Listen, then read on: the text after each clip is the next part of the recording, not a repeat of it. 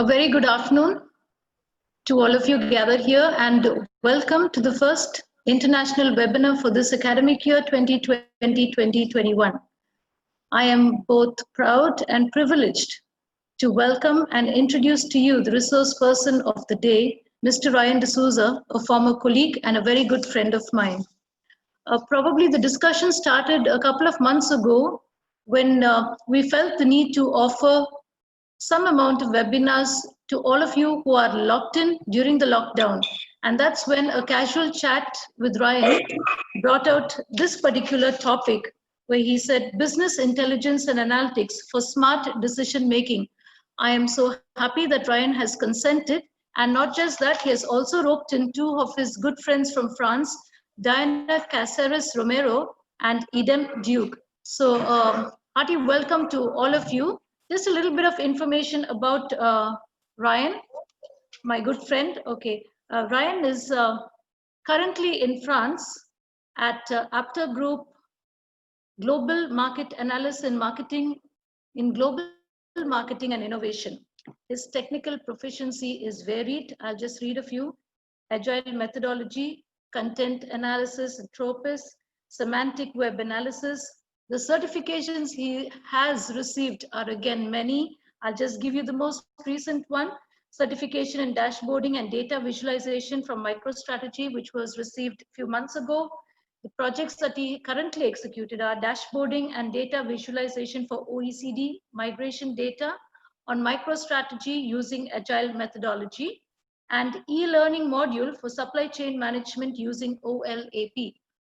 Brian would very well recollect that 4 years ago, our founder director, Father Denzel Lobo, insisted that we move towards analytics. And he said that is where the future of managers would lie, and that is where the challenge would be. And Ryan was on board with us, along with various other staff, and we were the pioneers in analytics in this belt of the country. I am so happy at the overwhelming response we have received. We have more than 1,500 registrations from 14 countries across the globe. I think they will all be slowly getting into the meeting. There has been a huge demand, and hence we've had to live stream it on YouTube as well. Such is the importance of analytics, and such is the greatness of my dear friend Ryan. So I just want to mention that the MBA department, AMIT, St. Aloysius College, just does not stop. We have a motto, Magis, and we keep on going for more and for higher. We scale higher heights. And today we have definitely reached one such height, of which I am proud of. And that is what the MBA department, AMIT, St. Aloysius College is capable of. Having said that, let me welcome all the participants. Some of you have already witnessed our other webinars that we have conducted over the past 3 months. And we're taking you to a whole new area this time on analytics and on an international platform. Ryan, once again, thank you for all those long conversations and able to narrow down on this topic and on the speakers as well. And, yeah, So yeah, Ryan, happy to have you with us, and over to you, Ryan. In the meantime, a request to the participants to kindly use the chat box for any queries. Dr. Dhananjay will be looking into that. Depending on the time available, he will select a few questions for Ryan to answer. Ryan, you may also pick a few questions from the chat box if you're able to concentrate on your delivery as well as the chat box. And you have about 85 to 90 minutes, Ryan. Over to you. Thank you, Dr. Ruina. Long introduction. Maybe I don't deserve such a long introduction. And it's good to be back with St. Aloysius College, AMIT, Aloysius Institute of Management and Information Technology. Always has been, there has been a special place for AMIT for me. Not just because I have been part of this great institution, but also because of the people that have worked there. And one such is Dr. Ruina and all my colleagues, former colleagues, who are also here on the webinar. So this morning, I had a brief chit chat with some of them, and I told them how anxious I am, because there has been a long time right now that I have not given a lecture or a webinar of this kind. So hope the next few minutes that I will be interacting with you will be fruitful. And if you have any questions, please shoot it in the chat box. And if I gain a sight of any questions, I'll try to answer. Uh, so just before we start, a disclaimer, which is necessary because we deal with data, and we need to take care of the data that we put on the internet, on the web. So the first disclaimer, well, I'm not so knowledgeable. I'm not an expert in business intelligence and analytics, but that's my interest. That's something that I'm passionate about. And on the next few minutes, I would share with you what I have found to be good, both in terms of knowledge and in terms of experience. So the knowledge that I would be sharing with you perhaps may not be original that I have created. This is a knowledge that I have gained over the last few years. A special thanks, I should mention my mentor and my professor at my previous school at France, Monsieur Sebastien Douilla. A special thanks to him because a lot of the things that I would be sharing with you today and which I'm excited about is because of him, because he has pruned us, he has allowed us to grow in the knowledge and the experience of business intelligence and analytics. So a special thanks to him. And I said with Dr. Rowena, maybe in the months to come, if things go as we have planned, we would have the pleasure to listen to Sebastian himself, the BI evangelist, as we call him, great man and a mentor to me. So thanks to him. So the knowledge that I will sharing with you is what I have gained from my master. So master, a student, a shishya, giving his master's knowledge through sharing with others. So thank you for that opportunity. And without wasting more time, I would delve into the presentation itself.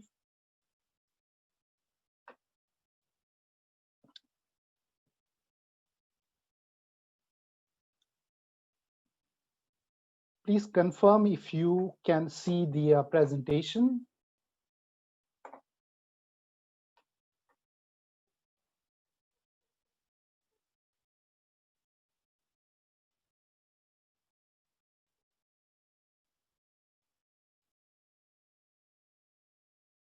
Okay, so maybe I will start.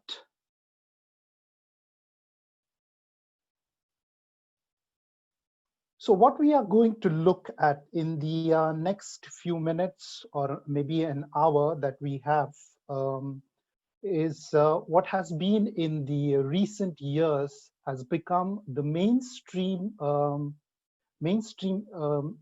topic or mainstream issue that the companies have been trying to catch up with: business intelligence and analytics. For long years, intelligence and analytics have been taught to be very technical, a domain that only engineers can be part of, and also a domain for which you need extensive coding knowledge, different machine languages. Well, this has been the thought, and this has been the thought even till now. Some of the people, when they listen to business intelligence and analytics, they still ask the first question, so which language are you proficient in? Do I need to know a specific machine language in order to do business intelligence and analytics? So this puts us back on that primitive knowledge that business intelligence and analytics is still very technical when I say it is still a domain of engineering. Well, this is not so. We have come to the concept of business intelligence and analytics, where it is a amalgamation, a culmination of technical skills and business skills. Business intelligence cannot be just a silo of business. Business intelligence cannot be just a silo of technical engineering field. Business intelligence is this coming together of two streams in order to create more value. So you might be asking me the first question, okay, you said it is engineering and business coming together, which means you need to have the knowledge of machine language, how the machines work, how the technical aspects. Yes, you need to have the knowledge, but you don't really, or for that matter, a business person, in order to have a business intelligence, does not need too much of this technical thing, except for the understanding how it works, because that is more important. Like the story that we had heard, maybe from our teachers, from our gurus, and from our maybe our grandparents also, the story of when a machine went wrong, an engine went wrong. Everybody in the company tried to put it together, repair it, try to get it running, but nobody could, because the person who knew the machine wasn't there. So they had to ask somebody, and the expert came, and he just tapped with his hammer on one part of the machine, and the machine starts running. So it's basically the knowledge that you have, how the machine is made of. So that is what we will be looking at during this webinar. I've just made it, I love poetry, and so that's why I put the subtitle as Sense, Significance, and Scope. When I mean sense, well,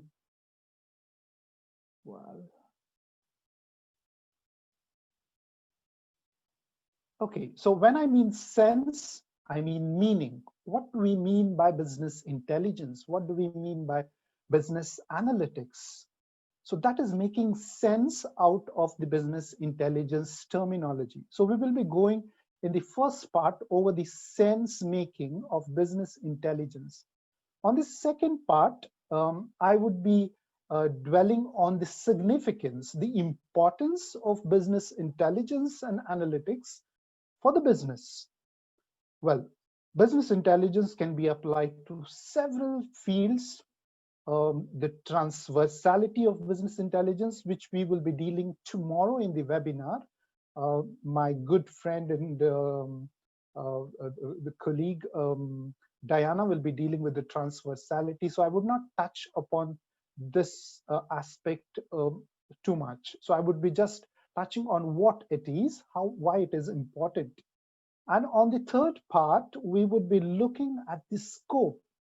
What is the area that is covered by business intelligence? What is the scope of business intelligence? In which of the domains do we see business intelligence? How far does it go? What does it include? So this is what we would be looking at in the next few minutes: the sense, significance, and scope. So that brings us to the beginning point of business intelligence, that is data. We have heard this saying, data is new oil, right from 2015, when the discussion started at AIMIT that they should start a business analytics course in the MBA. We have heard this statement several times. A lot of big business professionals, data professionals, everyone today saying data is a new oil. Yes, it is the new oil, but somehow I do not find this analogy of oil compared to data very correct. Maybe the value of oil, because people who have oil, the countries which have oil have been considered to be rich countries, but the concept of oil might be only relevant to data in terms of how oil is discovered, how oil is purified or filtered or the processed in order to make several products out of the oil. But other than that, I feel that the analogy of oil to data does not stand good. For one reason, because oil is not found everywhere, but data is. Data envelops everything. Whatever that we are doing right now is part of this data. We are creating data at every second. Even if you're not doing anything, you are creating data. And that is the power of data.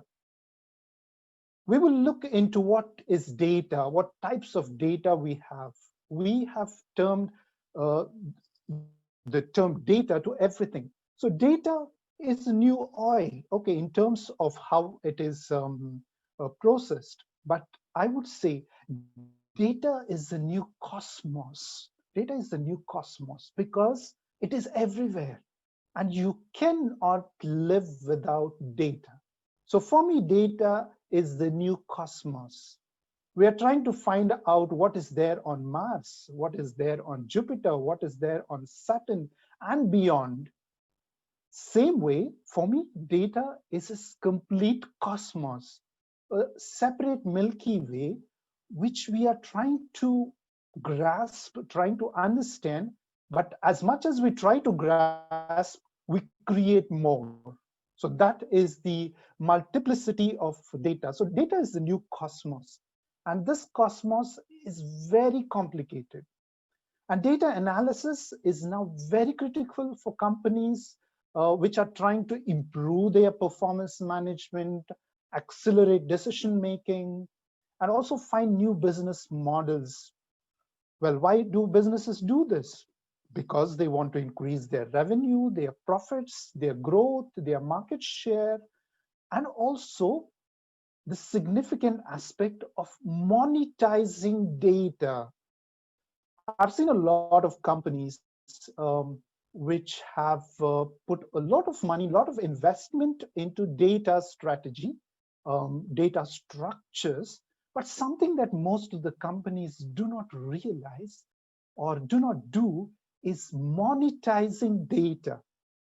Unless we know the value of data, we would not get into this aspect of monetizing data. Just to give a small, very short example of one of my experience with data, buying data, because data today is available, but data that is meaningful has to be bought. There are research companies, consultancies, research agencies, which are doing this job. So, for example, we buy data from, at my organization, we buy data from a particular research agency, which I would not be able to mention here for reasons beyond my control. So we buy data from a particular agency, market data, and this data is so costly because, and we have to have almost not sometime, most of the time, 50% of our budget goes into buying data. And I'm not speaking about thousands of USD or 2,000. I'm speaking of $100,000. I'm speaking of $100,000 just for a piece of data. And therefore, this is what we are missing in most of the organization. We are creating data, but there are only smart organizations who are trying to monetize this data. We will come back to this aspect when we are looking later on into the detailed aspect of data as the new cosmos. So that takes me to the next point. Data is a starting point of business intelligence. Now, what does business intelligence refers to? I always tell this to my students or the group that I train. it is better to understand the words first and then go on to the entire phrase. So when I say, what is business? We know business. I remember a long time ago when I started my teaching career at several places, the aspect of business, we say, what is business? What is a business entity? What is a business transaction? So business is basically buying and selling of goods and services between a buyer and a seller for a consideration and for a mutual benefit. Well, there might be many more definitions, but I find this definition to be more complete and more comprehensive. So that's business, and we know all. That is business. What is intelligence? Now, this is complicated because we know what is intelligent, what is intelligence, but to put intelligence into words, it is quite complex. So what is intelligence? Intelligence is trying to find an insight from the input, which is garbage in, garbage out. We have several inputs that are given, but finding an insight from the input, that is intelligence. Intelligence is where we go into smart decision making. And that's why I termed the webinar as Business Intelligence for Smart Decision Making. Intelligence is smartness. So business intelligence is whatever you're doing, the buying and the selling, the products and the services, whether it be between customers and buyers and sellers, or whether it be between just the two industrial customers, and if it is for mutual consideration, all that we are doing, we do it smartly. We do it with a decision, a smart decision behind it. For example, when we do business, when we buy goods and services, what do we sell? And before even we sell, what do we produce? Even before we produce, the idea generation, the concept, the model, how do we generate this model? How do we generate this concept? And the first question, why? If I have a concept in my hand, if I have a product idea in my hand, in my mind, in my team, in my organization, and I want to convert that into a product, I ask the question, why? Is it profitable? Is it beneficial? Does it create business? Sometimes some of the products and services may not create profit, but they create business. They create market share. They bring you customers. So therefore, the decision comes why. That's where intelligence is involved. Say, for example, you have created a product, you have created a service. Now, whom do you sell? When you are a buyer, when you are a seller and there's a buyer, whom do you sell? And if you're selling to a particular geography, particular group, why? That's where smart decision making involves. We do not sell every product and service to everyone. We target people. We want to reduce our investment into selling and distribution and promotion. We want to target a particular crowd in order to generate much more smarter business, less investment, more profits, more growth, more market share. So that is what we are looking at. That's where the smart decision making comes in. For that, we need intelligence. Who are our customers? What do they want? Where are they? How old are they? How are their lifestyles changing? What is the trend in the market? What is the trend? Right now, we are going through an epidemic which has changed everything, which has turned the table upside down. Probably it has just removed the table itself. Like the saying that we say, think out of the box. Well, the virus has removed the box. We have to now think without the box. So in such situations, we need to understand the complexity that is around us, the VUCA environment that is around us, in order to choose our customers, our markets, which will allow us to grow. And at the end, for a consideration and a mutual benefit. What consideration and what mutual benefit? And in a more smarter, more sustainable aspect of business, we do not only speak about when the mutual here is not just about the buyer and the seller. When we say the mutual consideration, the consideration is the good of both. And when I say both, it is we and the others, me and the others. So therefore, the mutual consideration is the consideration of your business, consideration of your stakeholders, consideration of the customers, consideration of the environment, consideration of the government regulations, and the consideration of the cosmos. So therefore, the definition of business has to grow out from what we have traditionally been defining business as. And to do that, we need intelligence. We need smart decision making. And that is possible through analyzing, integrating, and coming out with insights from the data that is available.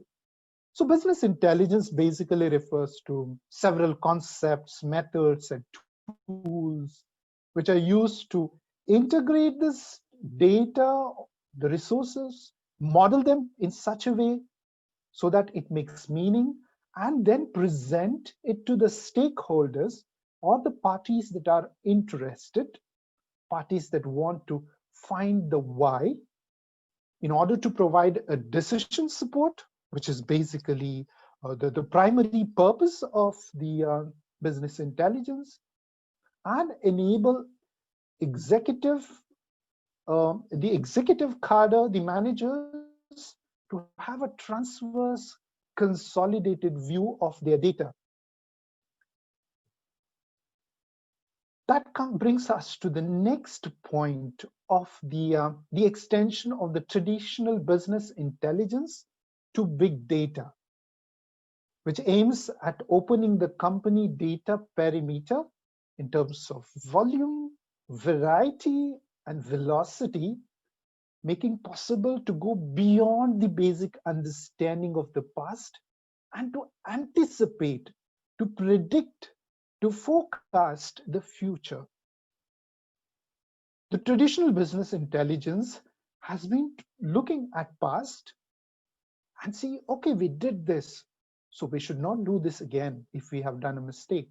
We did this well, so we should do it again. Well, today, past holds very little relevance to the decision of what we make in the future, because what we are going through, the epidemic, has changed everything. I was reading a very interesting article from McKinsey Consulting, very interesting articles on the last few months. And one specific article referred to this thing as to looking at the past and then deciding for the future. Coronavirus has changed this. Coronavirus has changed because so far we have been looking at the past and deciding our future. Now we know that the future is not certain. We have been saying it several times. Yes, at business schools, at different seminars, webinars, the future is uncertain. We cannot predict the future. Yes, but we never meant it until we were encountered abruptly, a shock by coronavirus. And today, a lot of businesses find themselves not prepared for this prediction, for this future. Now they understand what it meant that the future was unpredictable, that the forecast, what they did so far, wasn't relevant. Everything that was relevant 6 months ago has become irrelevant in this last 6 months. Today, as a market analyst, whatever I do today becomes outdated within a week because the conditions are changing across the globe. I deal with global data, I deal with global markets. And when I look at the forecast, different aspects of the markets, things are changing significantly over a short period of time. And therefore, you have to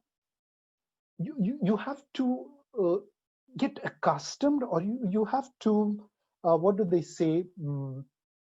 You have to understand every day. You have to understand everything that is happening around you.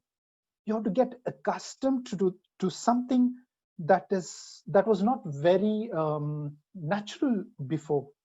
So therefore, looking at past and making a decision, 20%, we still hold on to that.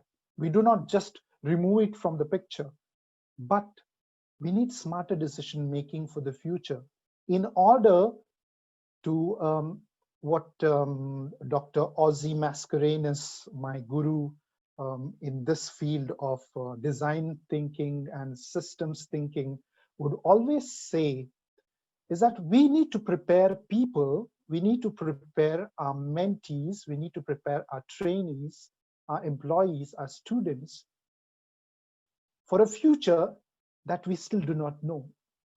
We need to prepare people to solve problems that have not yet existed. We need to prepare people in order to face something that we have never imagined, something that we have never seen before, like a crisis that we are going through. So that brings us to the beginning point of business intelligence. I will not vouch for the fact that business intelligence would solve all our problems. No, a big no. And the second disclaimer I would also put, having dealt with data for some time now, and with my limited knowledge, I would say data is not always right. There's something also that goes along with data, and we will come back to that.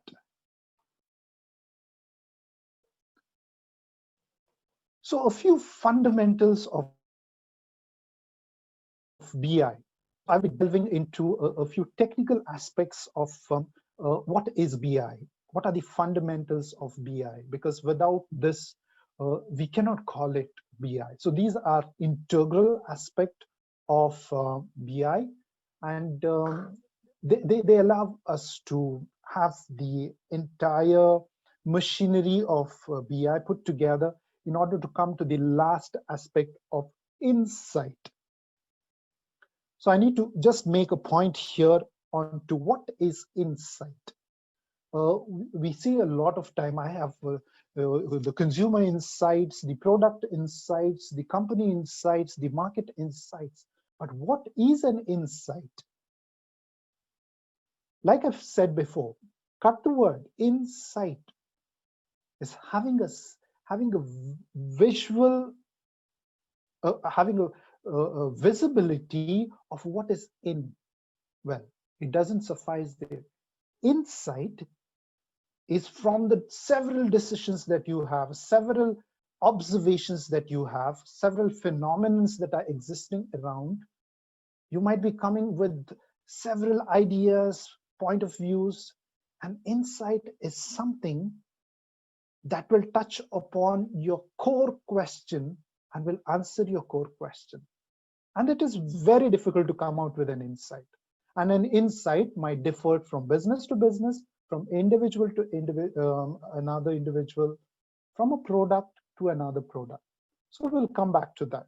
So 4 fundamentals of BI.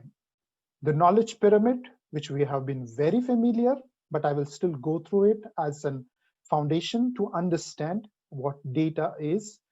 The data integration that happens, the data modeling, and the data presentation. what we call data visualization. So in these four aspects, the two aspects of data integration and data modeling are very technical. So here you will need technical proficiency, technical knowledge of machine learning, machine languages, um, concepts, modeling of data. Whereas when it comes to the two ends of business knowledge pyramid and data presentation, you need to know the art of doing it.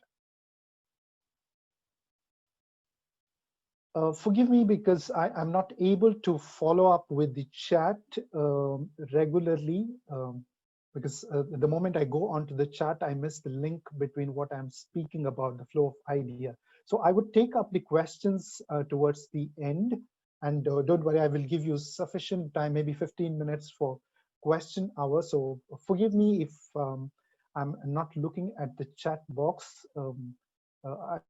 I find it a little bit of a distraction from what I'm speaking. So I'll come back to your questions at the end. So the first what we saw is the knowledge pyramid, and we have seen this.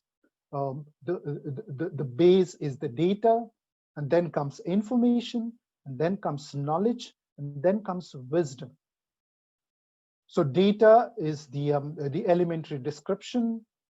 The information is making meaning out of this data, given a context and built through business rules. And then knowledge is a collection of appropriate information and organizing them and contextualizing them. It is understanding. We are understanding what we have created, the meaning in the information. And what is wisdom? Wisdom is decision making. And for wisdom, you need an insight. So let's look at this with an example. So this chart explains of what data to wisdom goes. So as we develop from data to wisdom, we grow in understanding, and also we become more contextual. From a very general point of view, we go on to very specific context. So when we say data, it is gathering different parts. And then you connect all these parts, which is information, and then you make the formation of a whole. Let us take, for example, we have several spare parts when you make an engine for a car. So we put together all these, that's data. So all spare parts, the screws, nuts, bolts, and valves, everything is gathering parts. So this is data. We connect these parts and we create, we try to create the different parts of an engine. And then we form this into the engine, the complete engine that works as the heart of a car. So formation of the whole. What is wisdom? I put several things, several wholes, for example, a whole engine, a whole tire, a whole body of the car. So I put everything together in order to come to the final product of a car. So that is finally, if I look at a bolt at the beginning of data, I cannot say this is car, but I have the idea of a car when I look at this bolt, when I look at this valve, when I look at this pipe, when I look at this screw, when I look at the oil, I have the idea. And from that idea, I build this up together. So to better understand, so what I said, so another example of data from information. So it's called pyramid because there's plenty of data. And when you go on to the wisdom, the insight part, it's just a little bit. And that's like the analogy of oil. Data as the oil holds good because from the amount of raw material that is unearthed, to the last product, it is different. So from the entire volume decreases when you go onto the top. Same to the gold. So let's take this example to understand. I know that in this call there are people who are much more knowledgeable than me, experts, doctors. When I prepared this presentation, I kept the student community in mind, who are looking at the business intelligence as something exciting, something that they want to get into. So pardon me if I sound very basic. And students, the audience, the young audience, if you have any questions and if you do not understand, shoot a question in the chat box and I'll come back to that at the end. So data, raw data, you have several numbers, you have terms, you have versions like red 192, 234, 235, 245, 678, or V201. So several things, raw data. And this makes no meaning for me. And I'm sure for most of you, if I just give you these numbers, it makes no, we say, what is this rubbish? What is this garbage? And you would just throw it off. Now that's where we make it meaning out of this data. So what is the south-facing traffic light on the corner of Pitt and George Street has turned red. So when I say red, red is the color of the light. And then the numbers specify the geolocation of where it is and the version 2. So that makes meaning. Okay, I made meaning out of that. Okay, this traffic light, which is facing south at Pitt and George Street, has turned red. Okay, I made meaning. What now? Like my senior colleague asked me 3 days ago. Okay, we have this data. What now? We try to contextualize this data. We try to derive knowledge. The traffic light I am driving towards has turned red. Now that makes meaning for me. That makes meaning for me because you are in the car and you are driving towards that direction and that light has turned red. If it was a light on some street in some other country, in some other destination, that would make no meaning for you. I'm making a context here. It is contextualizing where you are and how is it affecting you, your context, your company, your market, your product, your employees, your shop floor, your production. And then the decision. The decision is, I better stop the car.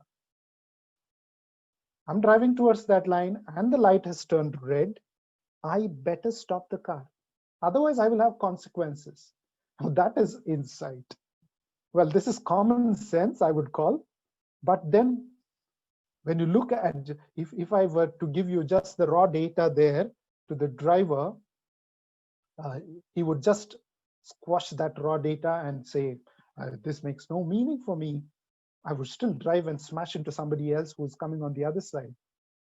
Well, probably in India, we have ways to get through the traffic and the traffic lights.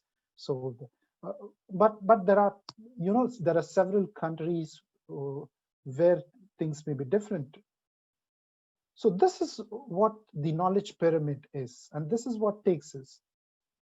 So let's apply this to business enterprise. So some enterprise data that we have, number of manufactured products, the volume of stocks, the quantity of products sold, number of consumer visitors.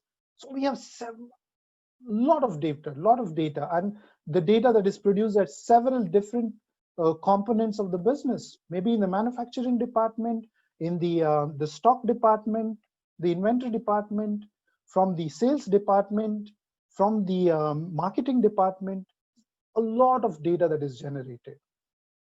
So if you bring all that data and put it on my table or on my system, I would say, okay, so much of the data, And that would be a disaster, just to store that data and just to say, I have a lot of data, but what does that mean to me? So associating this information. So the factory F has produced 50 products yesterday. The shop S stores 100 products P per month.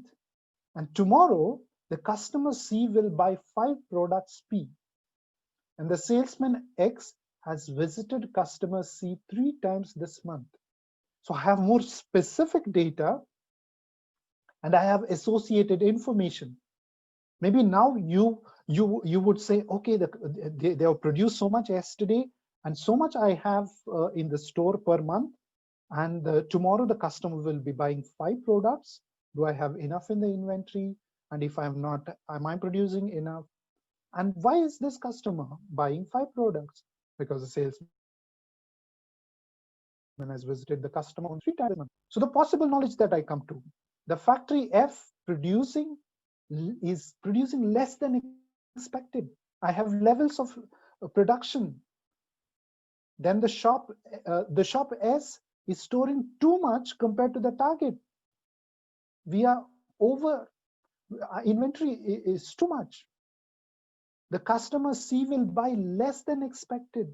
The customer was buying much more, but he's buying less than expected. And the salesman has a number of visits too low for customer C. That is why, since the salesman has not contacted the customer has just lost interest. So what do you make of this? It's much more meaningful now. I have possible knowledge of what is happening around me, and I take decisions. My wisdom, improve the productivity in the factory F and find out reasons why they are doing so. Why is the production decreased? Decrease the level of stock in the shop S. Plan a discount campaign for customer C. Either fire or replace the salesman X.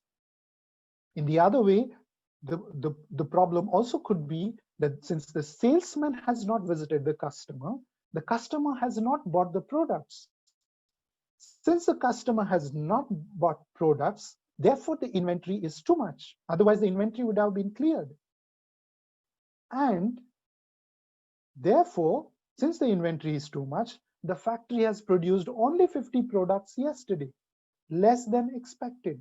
So we try to find a systems approach, connecting points together and try to make meaning and try to see where is the problem. So for me, if I were to fire a person who was at the manufacturing floor in the factory, I would have been totally wrong, just leaving the salesman scot-free, because my issue is at the end of the supply chain. It is because we have not been concentrating on a customer. We have not been giving him enough attention. We have not been listening to his demands, to his wants, to his needs. We have not been innovating enough in order to satisfy our customer. And therefore, because of the salesperson, we have been having a chain reaction which comes back to the shop floor or the production floor. And therefore, I just have to make one small decision about the end of the supply chain, which would set everything correct. Now that is the insight. I just have to make one decision. If I had looked at just my information, I would have made 100 decisions here.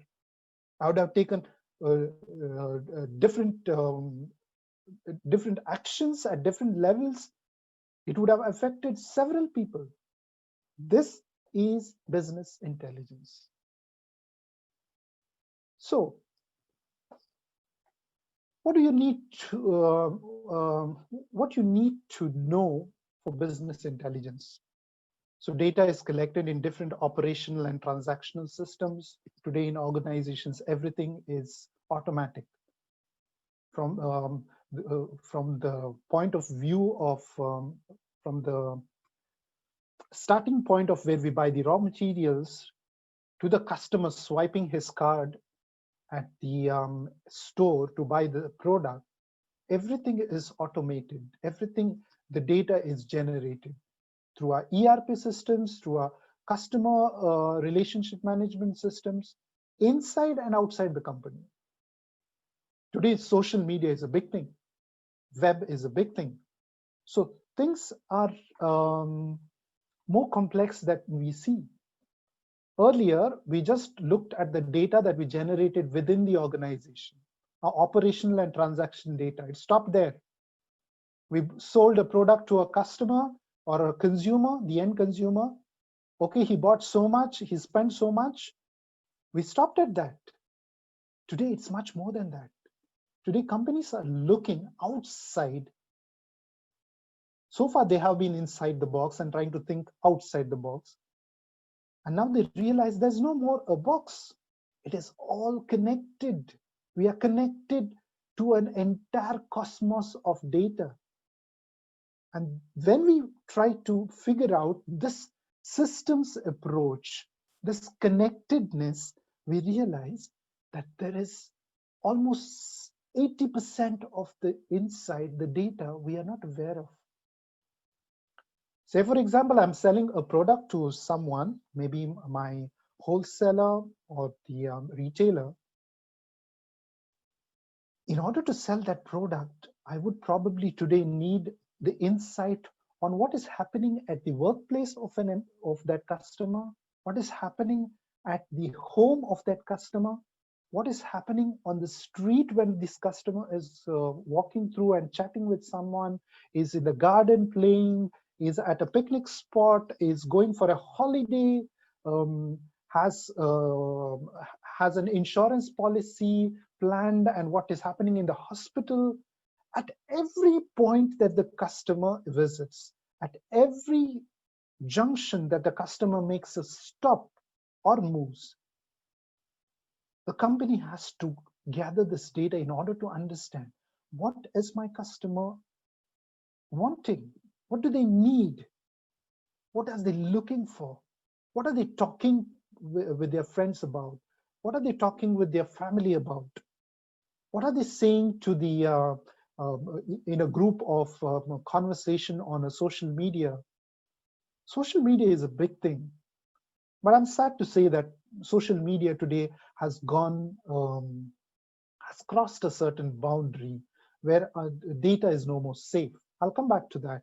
It's a big topic. Maybe we could spend a whole day on looking at the data on social media, the social media data, the web data. It's an entire field altogether. And maybe that's a good idea for a next webinar in the days to come.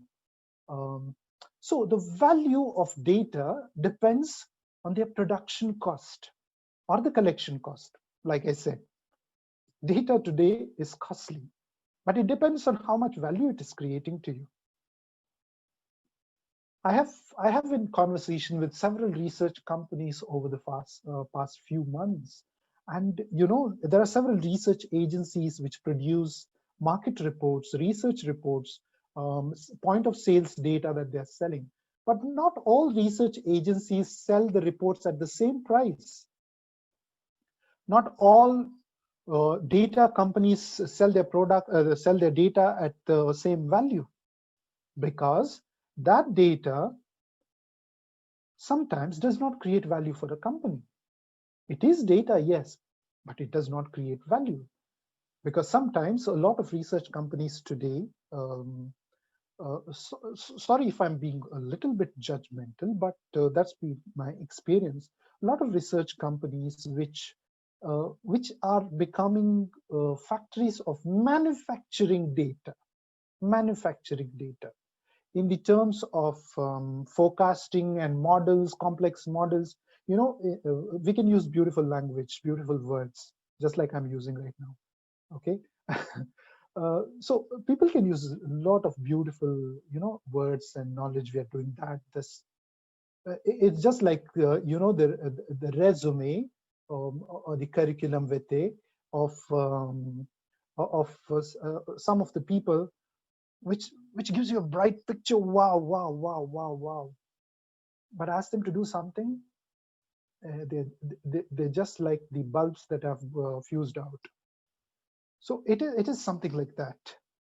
So it has to create value, and it depends on the cost of production, the usefulness, the rareness, and their potential usage in the future. Just to, maybe I'm diverting a little bit, but it makes a lot of meaning for the students who are into the job market. Uh, when you create your resumes, your CV, what are you putting on your CV? What are you putting on your resume? What are you putting on your bio data?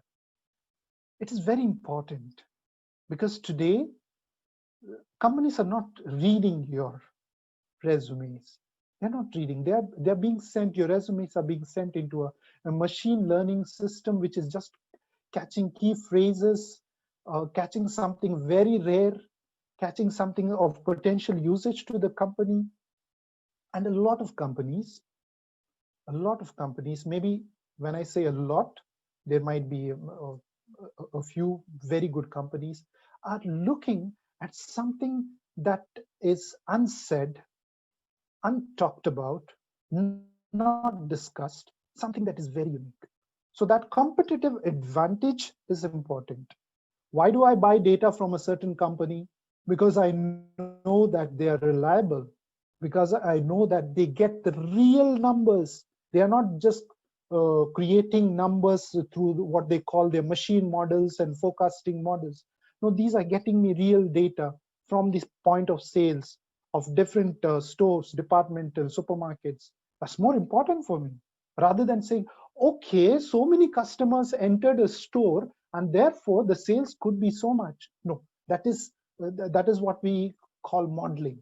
That is what we call forecasting. That is, qualitative assumptions. But if I go to the point of saying, okay, this much was spent by a particular customer on a particular day, well, that makes much more meaning for me. And I would buy, even if the data is costly, because there is value for this data.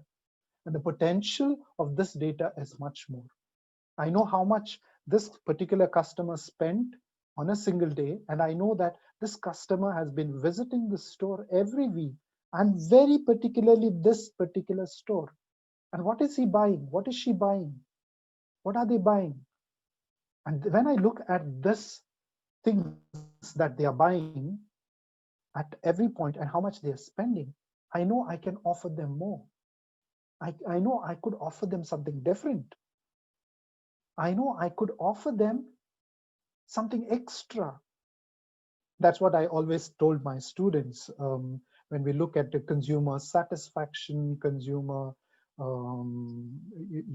making your consumer happy, we have to aim at consumer ecstasy, the topmost consumer ecstasy, where neither the consumer thought about it, even in their wildest imagination. You have to take them consumer to the consumer ecstasy.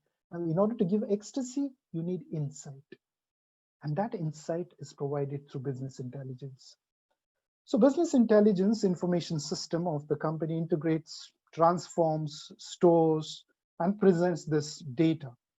So all this is a raw material for business intelligence. Spare parts. These are the spare parts of BI. So different BI jobs in the company. Adam will be looking at this tomorrow, which would be very interesting for the student community, or also the people, those who are looking out for jobs in the data market. What are the skills? So Adam will look at this in detail, and I'm very confident that it will be very interesting. Not like the boring session that I'm having right now on theory, but it's good to understand in order to know where we are moving towards. So the company managers make decisions and steer the enterprise business based on the knowledge provided by business intelligence system. Believe me, today, every company is looking at business intelligence. Every company, thanks to coronavirus. You see, virus is not that bad.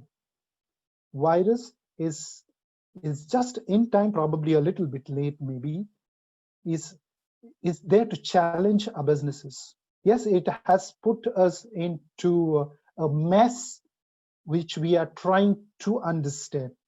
We don't know what we are into. We don't know what is going to evolve into. But for certain, we know that it has opened a new vista. It has challenged our conventional thinking, especially the businesses. It has challenged the way we do business. It has challenged the way we work. It has challenged the way we live. It has challenged the way we spend time, spend money, and also spend our energy on. It has challenged everything. So don't blame coronavirus for everything. It has done a lot of good. Yes, a lot of people, we have been having a lot of casualties, but like any, any good thing, if we have looked at the experience, had casualties, had casualties. We have looked at many things in our life, in our own life, things that we go through. We have suffered a lot, but from that suffering, we have become strong. We have become strong. The strongest fighter in a battle is not the fighter who has had easy battles every time. No, is the person who had the most hardest battles ever won. So that's how business intelligence should become. So it has given us a challenge, and today every company is looking at how intelligent they could become. So therefore, when we're looking at decisions, so decisions should never be taken or based on non-interpreted raw data. So never look at just numbers and blah, blah. No. A lot of things that we see today around the world is, especially the media. Media is just doing a blah, blah over raw numbers. Our media is not intelligent today. We need to teach them how to be intelligent, how to derive an insight from what it is. We need to derive an insight from what is being said around us. Do not believe everything. And also, a caution point, do not believe every data. Do not believe every data, because as I said, we could manufacture data today.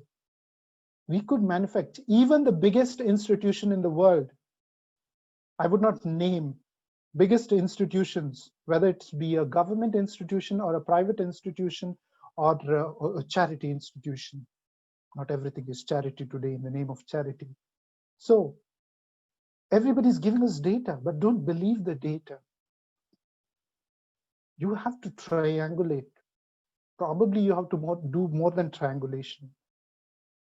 You may have to do a lot of cross-checking. So when we post something on social media, when we put something on social media, on our CVs, on our project details, on our product details, when we say something to a customer, we have to really think, reflect whether this is whether this is an insight or this is just a data, or whether this is just an information which is yet to be contextualized. Yes, we know we want facts. Facts are not enough. Facts are not enough. We need to connect everything in order to understand. Same way for today. If we had to come out of this mess of what the virus has created, we have to integrate, connect everything and understand. But if we are taking everything one at a time, well, it's a lost battle already. So I know that I have another 15 minutes, but probably I would be given a 5 minutes extra. So I would try to conclude. Yes, I have not gone into significance, but I'll just go fast, and maybe we could have another session if Dr. Ravina Wright permits. I'm sure she would be happy to do that. To go a little more deeper into some of the questions that I would see, and also some of the things, because when I put this presentation together, thanks to my professor Sebastian Duvia, a lot of material I have derived from his class notes. He's for me the evangelist of BI, and I've not put everything here. I've just put a few things. And also sorry, but when I start speaking, things just evolve. So a few tips. When you approach your data, approach it like a pastry chef. 6 fundamental steps to consider. I love cooking, and I love to give this example. I love this example. So you must know what to create, what you want to create. Do you want to create a chicken biryani? Sorry, a biryani is always non-veg, and there's no veg biryani. Disclaimer. Okay, so what do you want to create? What do you want to bake? So you need to know what you want. Sometimes, yes, this question remains, I really do not know what I want, but let me find out what I will get out of this. Well, it does not happen so. Probably if you're approaching a problem without an intention to find an answer, probably you will create more problems. So once you know what you create, once you know what to bake, so collect your ingredients, your spare parts, your data, and make sure they are of highest quality. A good chef will always smell the herbs, smell the spices, touch the herbs, touch the spices, look at the quantity, the quality, the smell, the taste, the aroma. You have to do that for your data. You have to know that the data is of highest quality, that it is not just a nut or a boat which would crack like our flyovers these days or our bridges these days. No, to make sure that whatever you put in is of highest quality. This is where the investment is. A lot of companies are hesitant to invest at this point, and that is what they lose at the end. They lose quality results because they are not investing here. They are saying, this is useless. Why should I invest here in finding out whether the bolt or whether the flow is nice and smells good and is of good quality, is very fine, that the spices are nice, are quality spices, are originating from this region of the world which is known for this spice. If I take any spice, say for example, when I cook, if I take coconuts are not available so much in France. So we have a lot of coconut, packaged coconut milk or coconut that come from Thailand, very less from India. So for me, the quality of an Indian coconut is Indian coconut. I cannot cook a chicken sukka without an Indian coconut. No, I can't do that. Otherwise, it's not a chicken sukka. It is not pakka at all. So therefore, I need to know my ingredients. I need to know my data. So mix all the ingredients together and cook. And you need to know the recipe. You need to know what to put together. And taste. Look at the end result. In BI, we say there are iterations. And in every iteration, at every sprint, we need to have a product that is usable, an end product that is usable at every iteration. And that's where we say, look at when you are making, say for example, I'm putting flour and the eggs and a little bit of ghee, and is the color correct? Is the mixture correct? Or is it making a different bit of, if the color is not, is the flour not mixing well? So I have to look at results. And at the end, when you've cooked it, when you put it at the right temperature, plate it up nicely. So that is where data visualization comes. Data visualization is presented in a manner that the audience loves it, understands it. Most important aspect, that they understand it without you explaining to them. This is a key point in data visualization. When you visualize the data, you have to choose the right type of visualization and the most simplest type of visualization, most attractive. So that is more important. And people should understand the moment they look at your data. They should say, okay, I understand it. You don't have to explain to me too much. So make sure your customer is enjoying what you're serving them. Okay. So business intelligence and analytics, what we have been looking at, some consider them as business intelligence as more generic, um, and some others, more generic than analytics. But analytics is part of business intelligence. We can go further into big data analytics, which is also again comes within the business intelligence. But analytics is very specific to the third aspect of data analysis. So some say business intelligence is a historic term, and analytics are more recent, like a buzzword called big data, big data. But to designate the same thing. But I would consider business intelligence as, the parent under which the analytics is one of the aspect. Because you cannot analyze data if you do not integrate the data. You cannot integrate data, you do not know the data.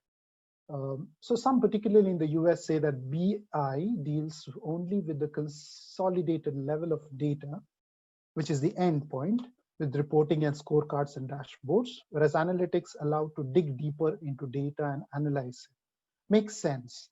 So particularly in France, say that BI looks at the past only, the rear view, whereas analytics looks at the future. Well, I don't agree with that so much. So for me, BI is a component that has everything in it. Okay, the significance. So different levels of the analysis that we have at the descriptive level. What happened at the diagnostic analytics. Then we have predictive analytics. What will happen? From the diagnostic, where we say why did it happen? And then we have the prescriptive, which is we go into the big data of what should I do, decision support, automation. And here is where BI is more prevalent. And what I had previously mentioned about the current digital trend of SMAC, again, thanks to Professor Duvia, who got us very deep into this trend of SMAC, the social. S stands for social, M for mobile, A for analytics, and C for cloud.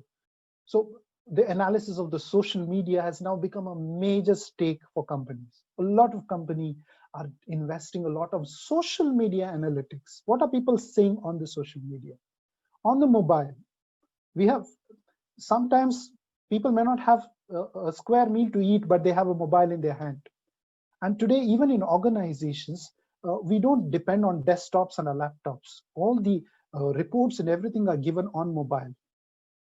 BI, what we say, is now consumed through a mobile device.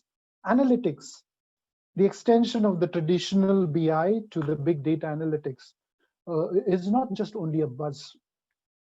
Today, analytics are part of everything and every field. The cloud, the BI is now used to any kind of clouds, whether it's be data as a software, or so different software as a service, data as a service, so platform as a service, several things. So 4 different types of data that we already saw. So what a little more detail that is given here. And looking at the scope of this, so we have different types of when we look at BI. We have self-service BI, which is done data visualization and data discovery. In smaller organizations that are at the beginning of the BI maturity, use self-service BI.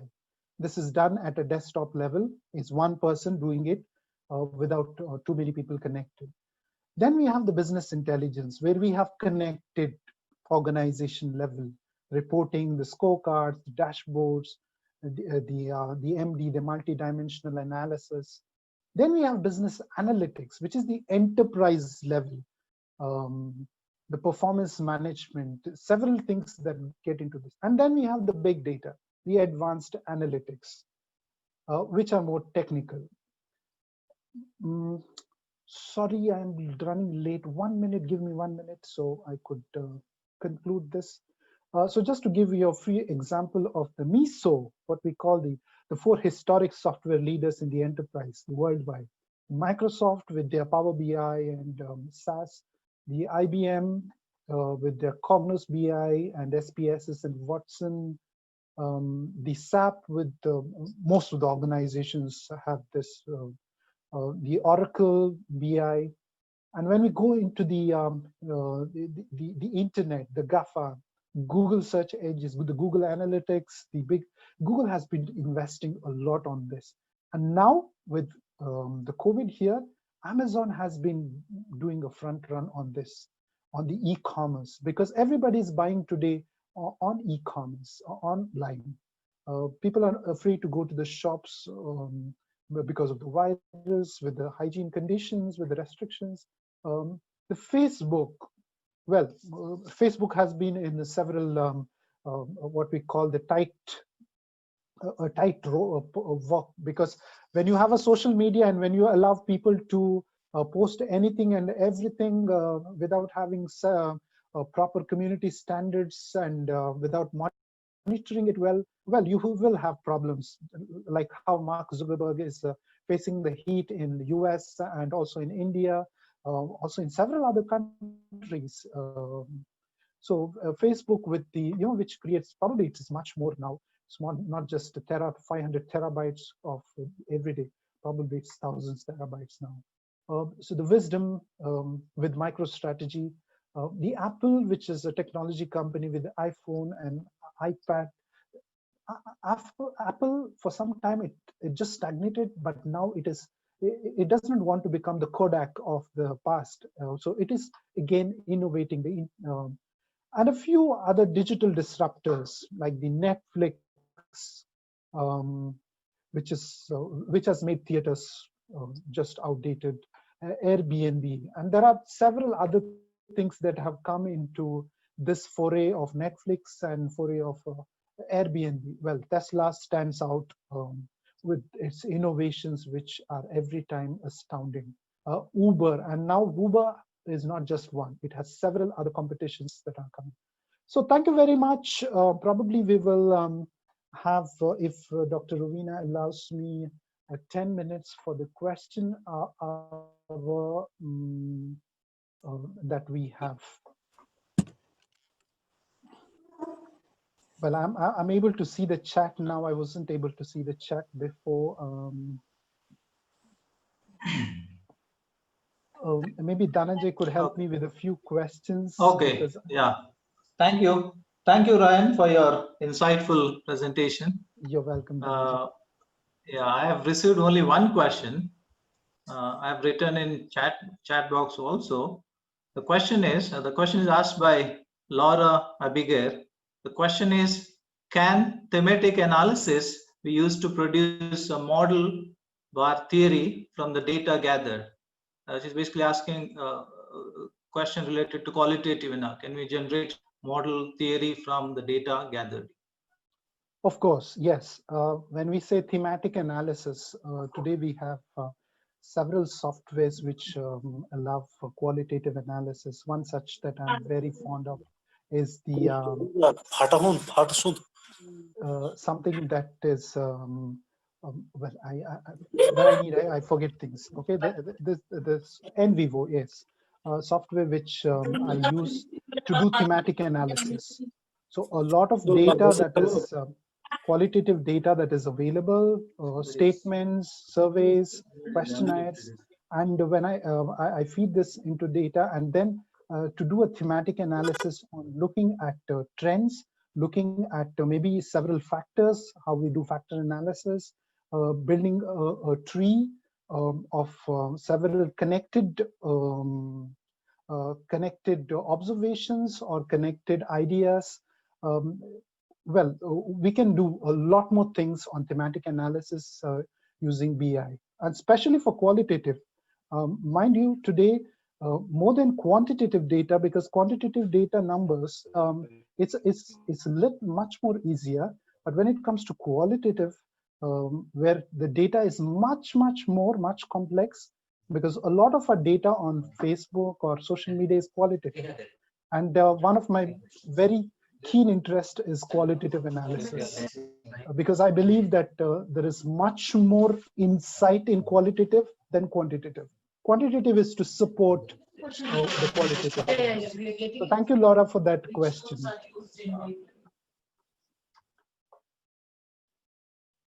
I also see there are a few questions on data security is questionable when using BI, when employees are using the personal devices to access the information. Yes, I skipped upon it's another topic of data security. We had done a very small project, or just a pilot project on data security, just for the on Facebook. And this is true. That is why, the organization that I work, it never allows us to use personal devices for a company work, because the company data is very important. It needs security, and therefore we are not allowed to use our personal devices to access information for companies. And for that matter, even at the workplaces, this division or this bifurcation has to be kept. So data security, there's the another aspect of data security is what you mean by secure data. The classification of data as something that is secure and non-secure is vague today, is very, very vague. Because some people consider, say, for example, your personal identification number as secure, but then people allow this to be used by private companies. We have several examples of that across the world, also in India. The definition of data security, which data is secure, which data is private, which data is not private, which data is enterprise data, and which data is personal data. Thank you so much for answering. We have just a couple of questions more. Yes. Maybe I would request the participant to put it up in the chat. Gone away because we just lost connection briefly.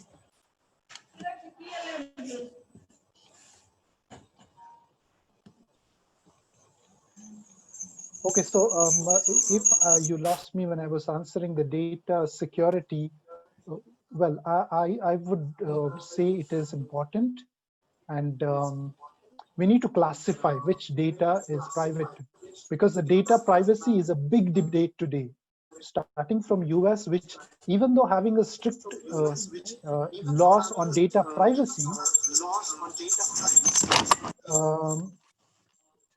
they still have issues. And in a country like India, where we do not have, enforced, I'm not saying we do not have rules, but we do not have rules that are enforced on data privacy, everything is fine. We take our Aadhaar card today and we give it anywhere. We don't question, because under the regulation, it says that without your consent, which data to be used in the Aadhaar card, the supplier cannot use your Aadhaar card data. But today, for us, it's okay. As far as my work gets done, I'm okay. But no, that would not work in the future. That's why companies also, they try to get as much data as possible.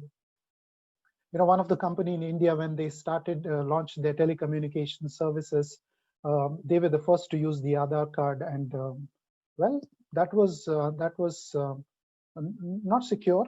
That was well, we have discussed a lot about that in the previous years. I would not go back into that debate. I see a few. Let me see if I can catch a few more questions here. Thank you. A lot of positive comments. Yes, feedback link. Maybe you could, if you have any feedback, you could share with either Dr. Ravina or Dr. Dhananjay, or you can contact me, or you can send me directly. Yeah. Ryan? Yes. Yes, Dhananjay. I think I lost you. Okay.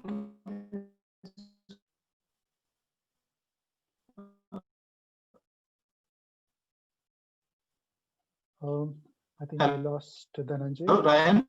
Yes, Dhananjay, I can hear you.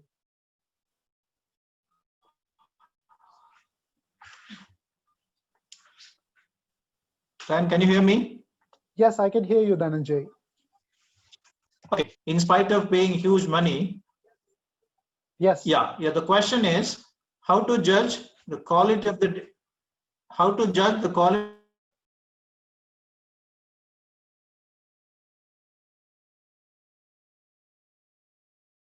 Okay, I think Dhananjay was trying to ask how to judge the quality of the data. So sometimes, despite the cost of the data that is attached, how the quality of the data can be governed. Well,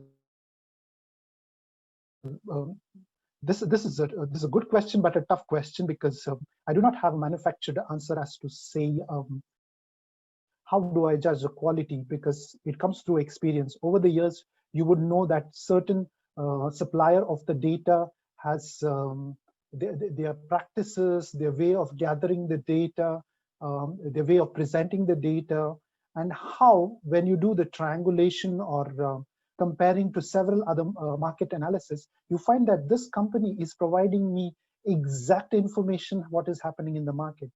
So you would have to either check for good organizations, companies that supply data, companies that are close to the market. So I would say your experience has to prove that. Your experience should help you on where to spend and who has quality.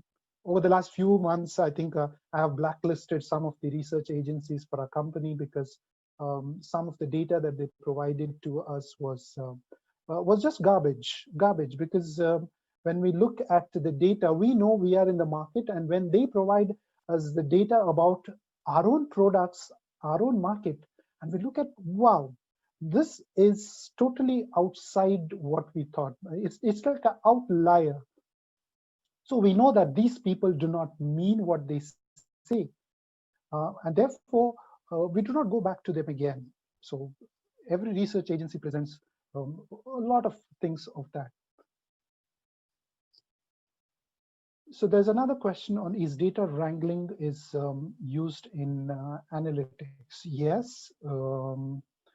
It's a different domain altogether.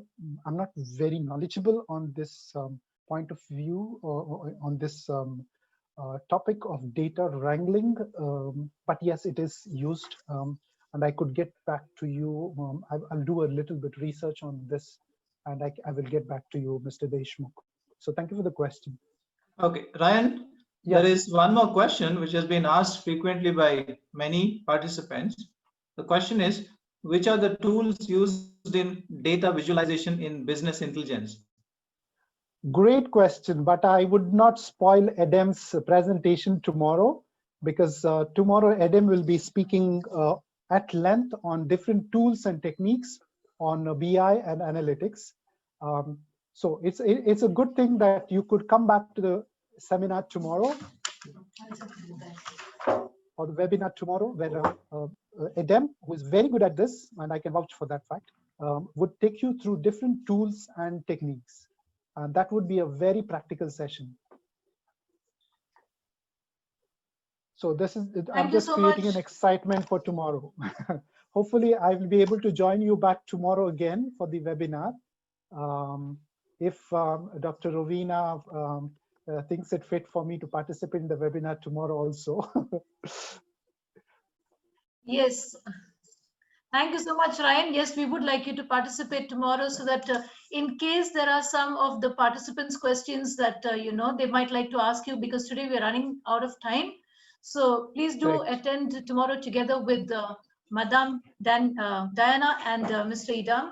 So yes, Ryan, thank you so much for a very informative session. We did have a few glitches here and there, but by and large, we are grateful that the live streaming went off well. And I'm sure very many people have benefited immensely from this particular talk. Let me just reiterate that this is nothing but the tip of the iceberg. I think business analytics and business intelligence is way too deep, and we're still exploring. So looking forward to continued support from you, and at our AIMET for some more lectures to our students, because right, thank you once again, and we will see you all, your participants, tomorrow as well. And you will get the link tomorrow at the end of the second day. All right, so this link will be sent tomorrow, the feedback link. So until then, take care and meet you all tomorrow. Yeah. Thank you, Dr. Ravina. Thank you for the opportunity. Yeah, welcome.